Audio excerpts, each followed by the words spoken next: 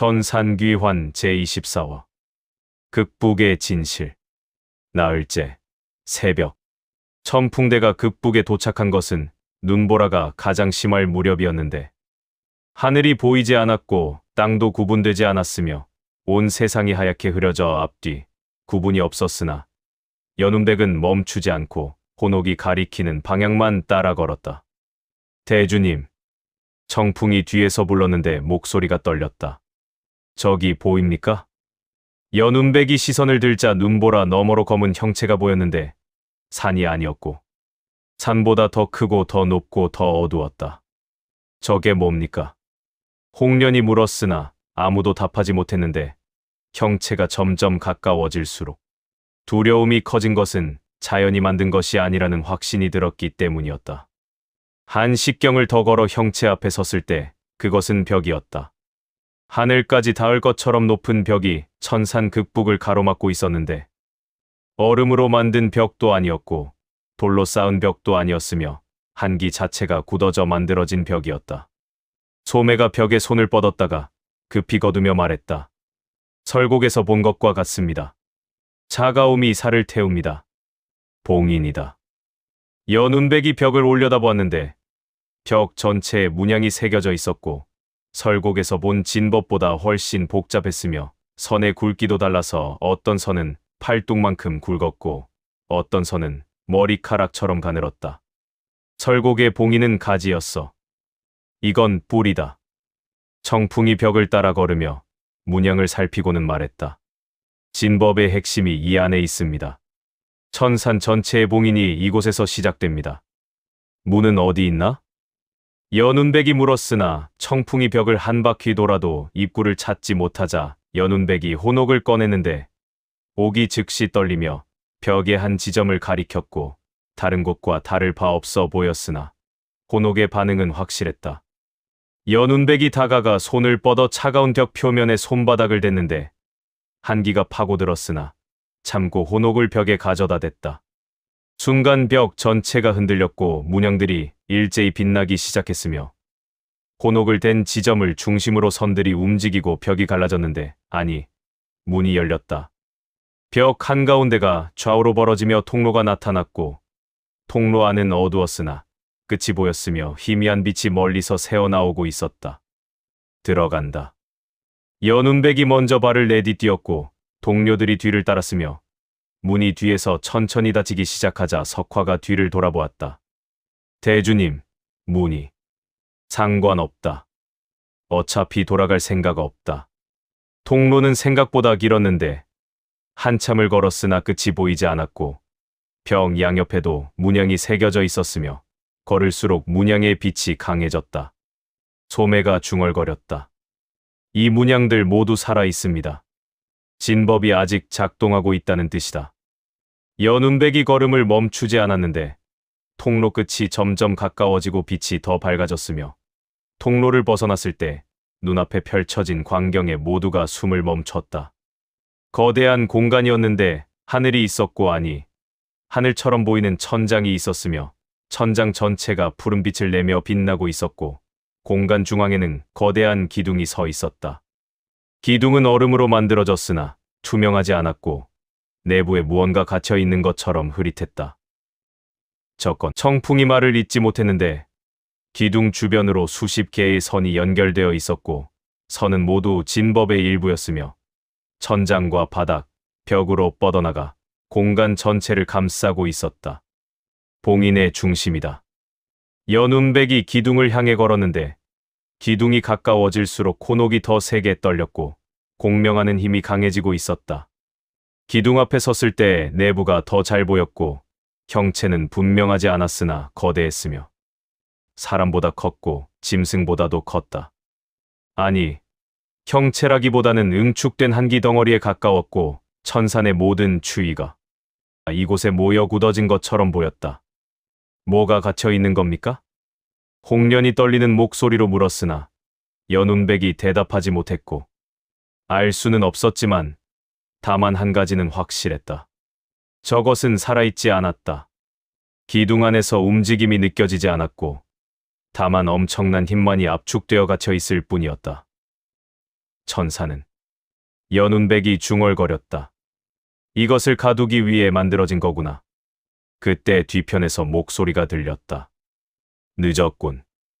천풍대가 일제히 뒤를 보자 검은 도포를 입은 자가 서 있었고 설곡에서 본 혈성궁 정예가 아니었으며 더 높은 지위의 인물이었다. 도포에 붉은 문양이 수놓아져 있었다. 혈성궁. 연운백이 검을 뽑았고 동료들도 무기를 들었다. 검은 도포를 입은 재단관이 웃었다. 경계할 필요 없다. 아직 싸울 때가 아니니까. 무슨 뜻이냐? 너희가 온 것은 예상했다. 혼옥을 가진 자라면 이곳에 올 수밖에 없으니까. 재단관이 천천히 다가왔고 급히 천풍대가 진을 짰으나 그는 신경 쓰지 않고 말을 이었다. 혼옥은 열쇠다. 봉인을 여는 열쇠이자 봉인을 지키는 열쇠. 그래서 선택해라. 혼옥으로 봉인을 지킬 것인가 아니면 혼옥을 내놓을 것인가. 연운백이 검을 들었다. 거절한다. 거절하면 죽는다.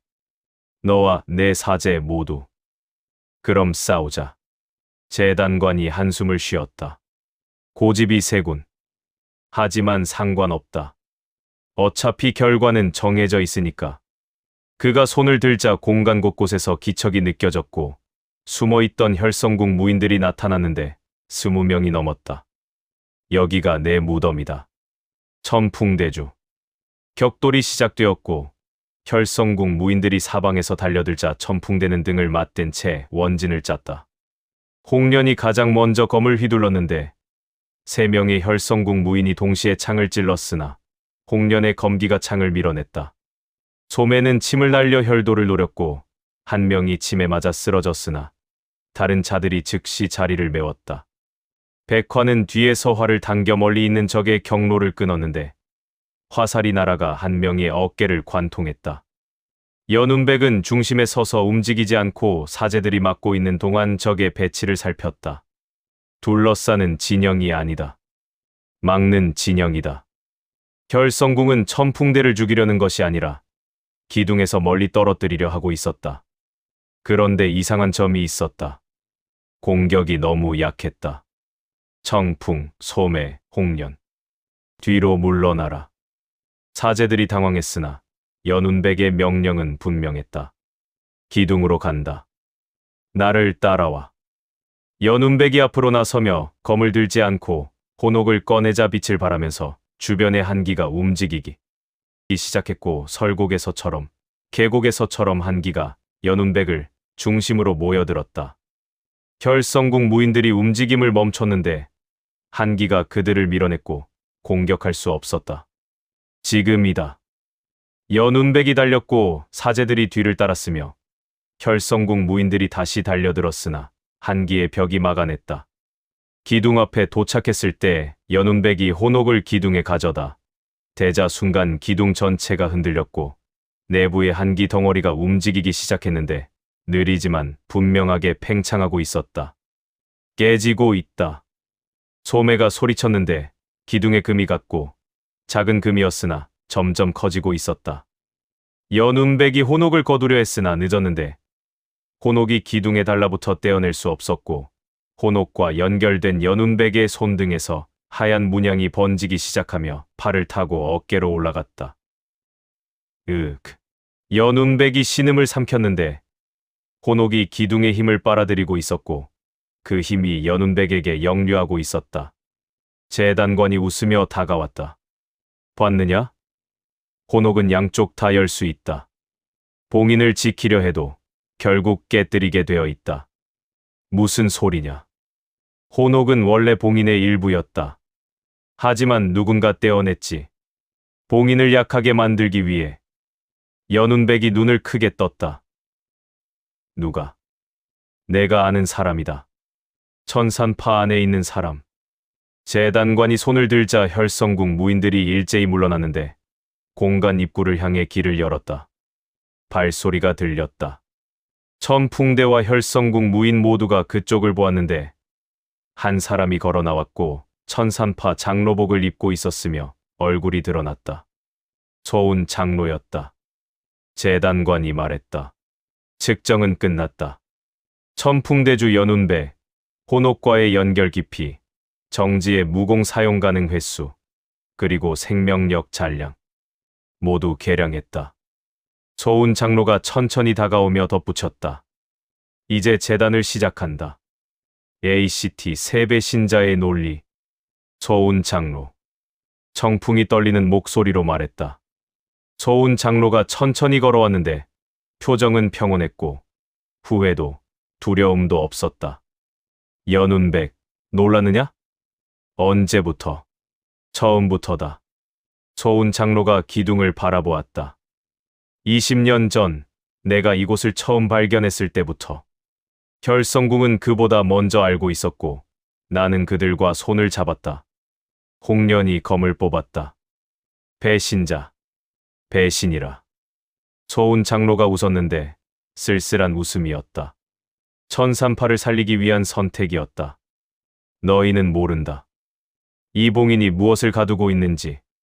그럼 뭔데? 홍련이 소리쳤고 소운 장로가 기둥을 가리켰다. 천산의 근원이다. 500년 전 이 땅을 덮쳤던 혹한의 근원. 천산파 선조들이 이곳에 가뒀는데 힘이 너무 강해 천산 전체를 봉인으로 만들어야 했다. 소운 장로가 천풍대를 돌아보았다. 하지만 봉인은 영원하지 않다. 천산의 기운이 약해지고 있어서 100년 안에 봉인은 저절로 풀린다.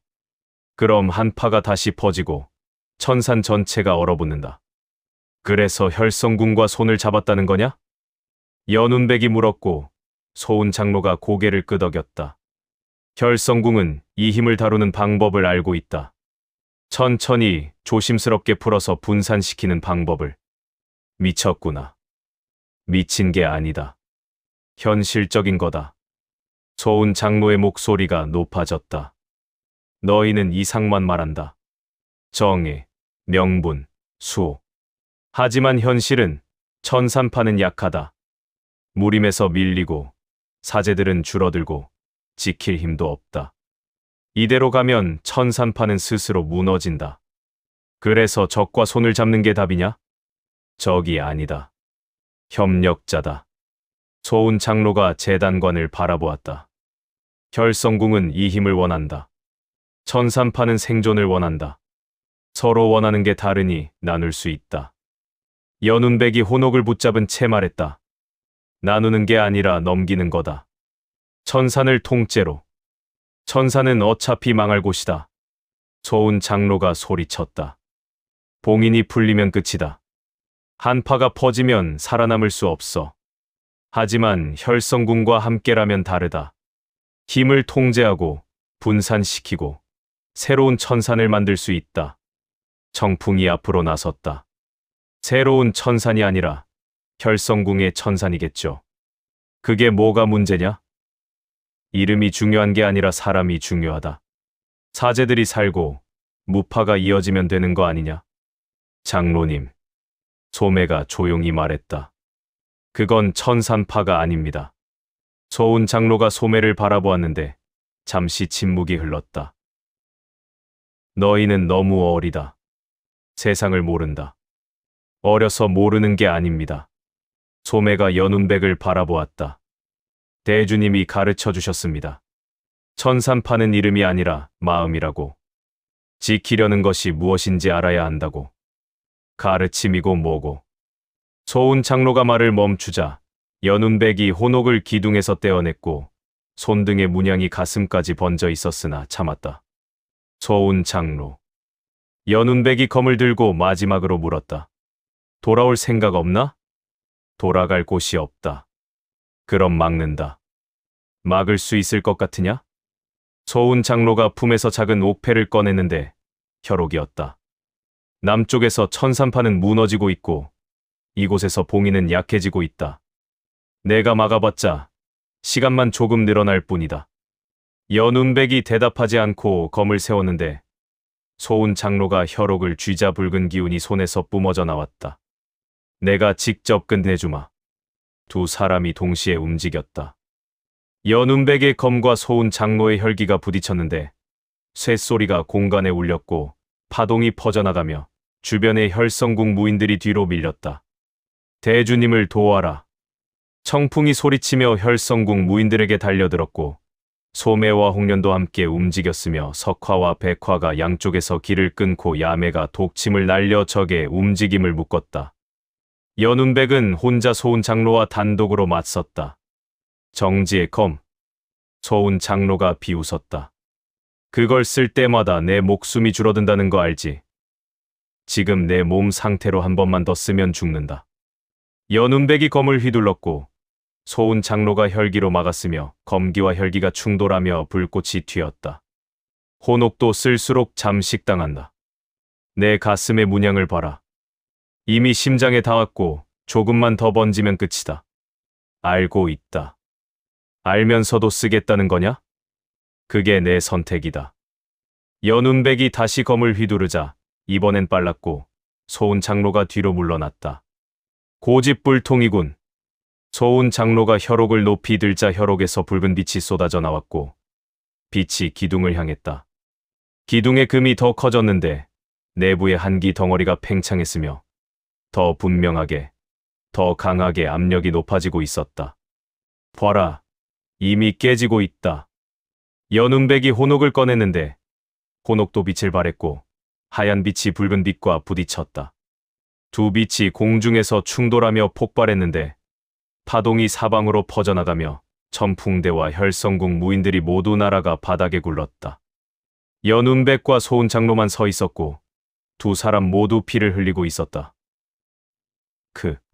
연운백의 가슴 문양이 심장을 감싸기 시작했고 호흡이 가빠졌다.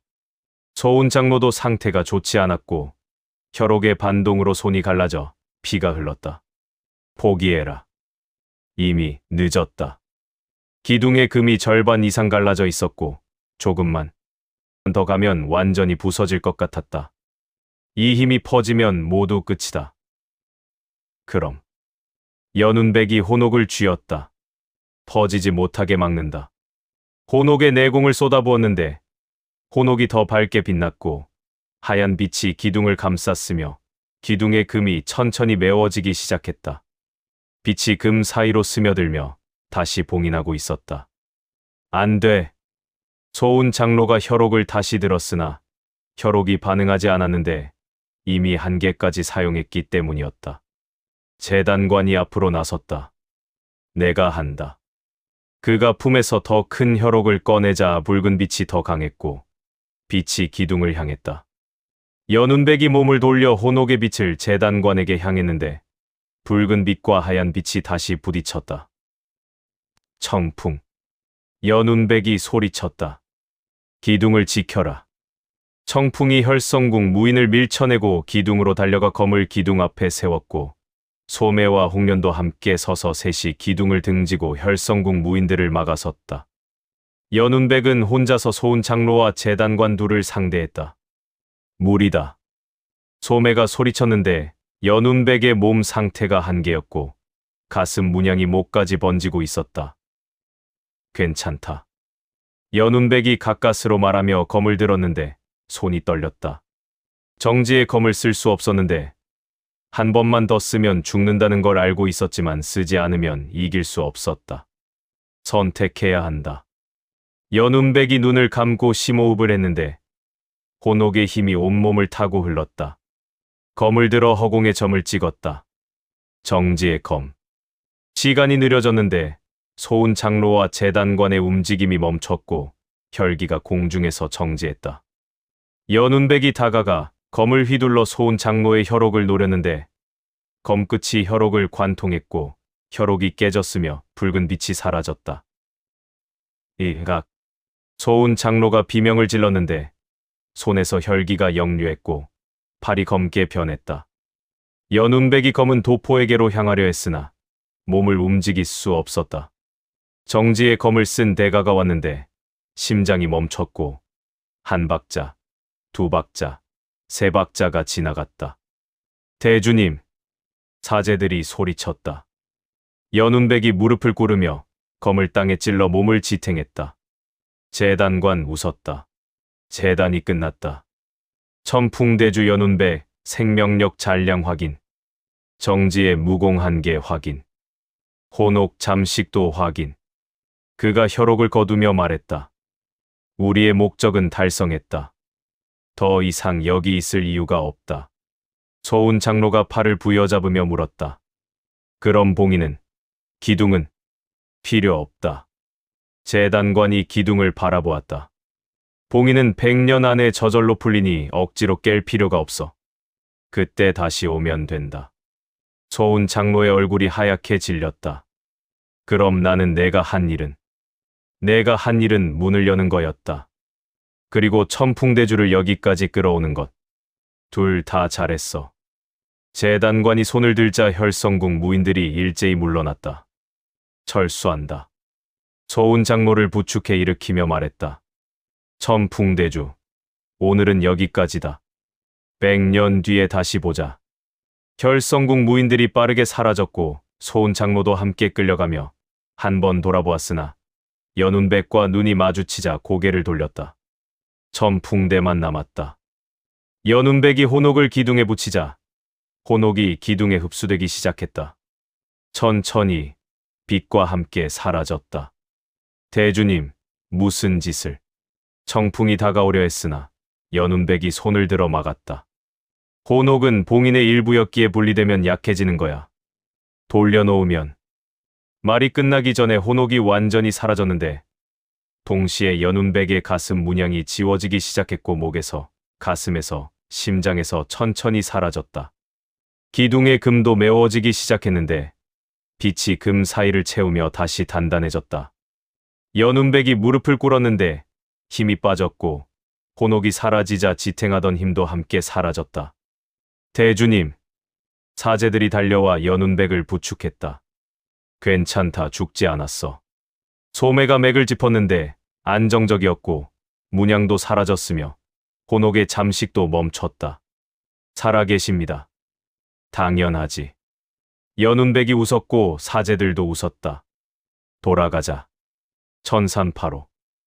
일행이 일어나 천천히 걸었는데 통로를 지나 문을 빠져나왔다. 밖은 여전히 눈보라였으나 길이 보였고 오던 길이 남아 있었다. 남쪽은 괜찮을까요?